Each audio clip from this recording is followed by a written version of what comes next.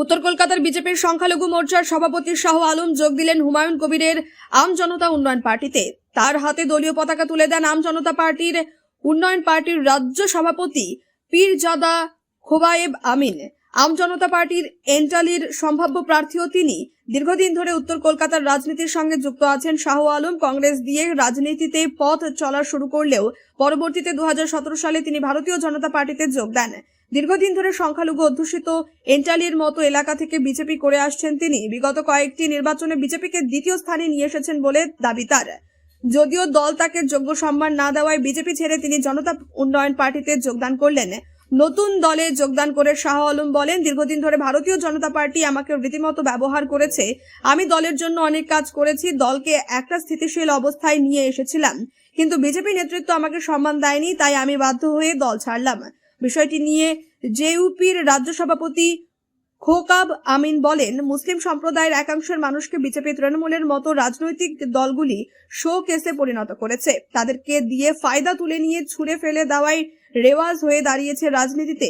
জনতা উন্নয়ন এবং জনতা ইউনিয়ন উন্নয়ন পার্টি সেই সংস্কৃতিতে বিশ্বাসী নয়। সকলকে সমমর্যাদা ও গুরুত্ব দিয়ে দলকে এগিয়ে নিয়ে যাওয়াই আমাদের মূল লক্ষ্য। আজকে আপনারা দেখেছেন পশ্চিমবাংলায় বিজেপি যেভাবে তৃণমূলের হাত ধরে এই বাংলায় তৃণমূল আর বিজেপি একটা অত্যাচারী ফ্যাসিবাদী এই দেশ এবং রাজ্যের শাসক, তারা এই বাংলার কিছু মানুষকে ভুল বুঝিয়ে এবং বিজেপির মতো দল সংখ্যালঘুদের কিছু মানুষকে ভুল বুঝিয়ে সেখানে তাদেরকে বিভিন্ন আশা দেখিয়ে মিথ্যা প্রতিশ্রুতি ঢেলে দিয়ে তাদেরকে দলে টেনে নিয়ে যাওয়ার প্রচেষ্টা করছিল এবং এখনও সেটা করে যাচ্ছে, যেটা তৃণমূলের সঙ্গে বিজেপির কোনো পার্থক্য নেই। তো আমরা হয়তো ভেবেছিলাম যে সেই জায়গায় দাঁড়িয়ে সংখ্যালঘু যা 2-5 জন যারা দেশদ্রোহী না, যারা রাষ্ট্রবাদী, এমন করে রাষ্ট্রের পক্ষে যে মুসলিম, তারা বলেছিল হ্যাঁ আমরা বিজেপির এই কথাটা যে রাষ্ট্রের পক্ষে যে সমস্ত মুসলিম রাষ্ট্রবাদী রাষ্ট্রবিরোধী মুসলিমদেরকে আমরা সহ্য করি না। আজকে আমাদের মধ্যে যিনি বসে আছেন ওনাকে কম বেশি সবাই চেনে, শাহ আলম সাহেব, যিনি বিজেপির বিভিন্ন দায়িত্ব সামলিয়েছেন। তিনি পরিষ্কার আজকে বললেন যে বাংলায় তৃণমূল এবং দেশে বিজেপি আমাদের জন্য ভয়ঙ্কর, এবং শুধু সংখ্যালঘু না, হিন্দুদের জন্যও বিজেপি ভয়ঙ্কর এবং দেশের জন্য ভয়ঙ্কর এবং বাংলার জন্যই তৃণমূল ভয়ঙ্কর। এই জন্যে তিনি তানার জীবনের বাকি দিনটা আমাদের সঙ্গে এসসি এসটি আদিবাসী মতুয়া পিছিয়ে পড়া জাতি সংখ্যালঘুদের জন্য কাজ করার জন্য আমাদের সঙ্গে তিনি এসছেন এবং আম জনতা উন্নয়ন পার্টি হাত ধরে তিনি পশ্চিমবাংলায় আগামী দিন তার যে রণকৌশল, তার যে কার্যক্রম তিনি এগিয়ে নিয়ে যাবে আমরা আশা করি। এবং আজকে আমাদের এই দলে তাকে আমরা স্বাগত জানিয়েছি।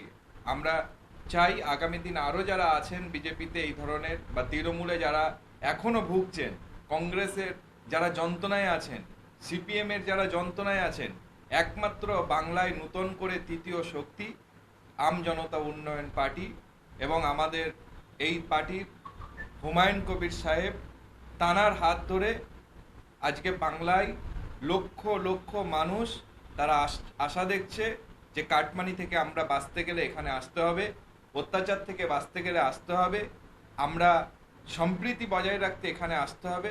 যে কারণে আজকে এরকম বহু মানুষ, আজকে তো এটা নয়, আমরা বিভিন্ন দিন জয়েন করাচ্ছি এবং আগামী দিন আমরা আরও বড় বড় জয়েনিং আপনাদের সামনে নিয়ে আসবো। আজকে ওনাকে আমরা স্পেশালি জয়েন করেছি যেহেতু উনি খুব একটা দায়িত্ব নিয়ে চলতেন বিজেপিতে, সেখান থেকে উনি আমাদের কাছে এসছেন এবং তিনি কিভাবে কাজ করবেন তার কাছে আপনারা জানতে পারেন। ক্ষমতা তো আমরা একটা ব্যালেন্স পিলার আছি। আম জনতা পার্টি ব্যালেন্স পিলার হবে, যাকে সাপোর্ট করবে তাই ক্ষমতা হবে, কিন্তু আমরা বাজে লোককে, দুর্নীতির লোককে, চোরকে আমরা সাপোর্ট করবো না।